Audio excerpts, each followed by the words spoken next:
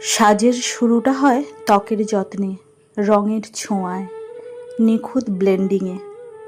একে একে ফুটে ওঠে চোখের মায়া, ঠোঁটের হাসি, মুখের কোমলতা। সব কিছুই যেন ঠিকঠাক, সব কিছুই সুন্দর।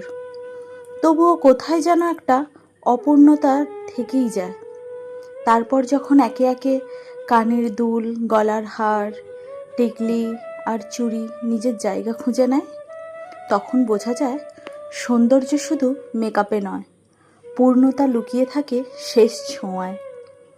গয়না শুধু অলংকার নয়, এটি একটি সাজের আত্মবিশ্বাস, ব্যক্তিত্ব আর ঐতিহ্যের নীরব ভাষা।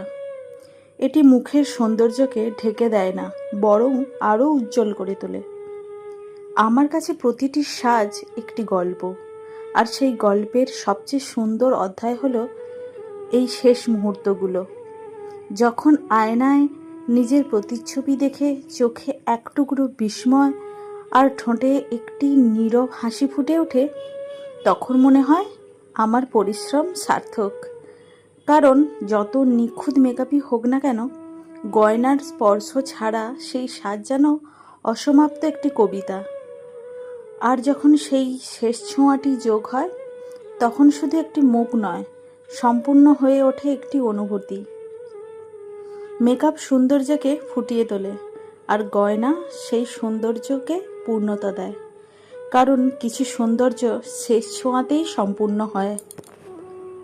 যদি এই সাজের প্রতিটি ছোট্ট ছোঁয়া, প্রতিটি যত্ন আর ভালোবাসা আপনার ভালো লেগে থাকে, তাহলে আপনার জীবনের সবচেয়ে বিশেষ দিনটিতে আমাকে একবার বিশ্বাস করে দেখুন।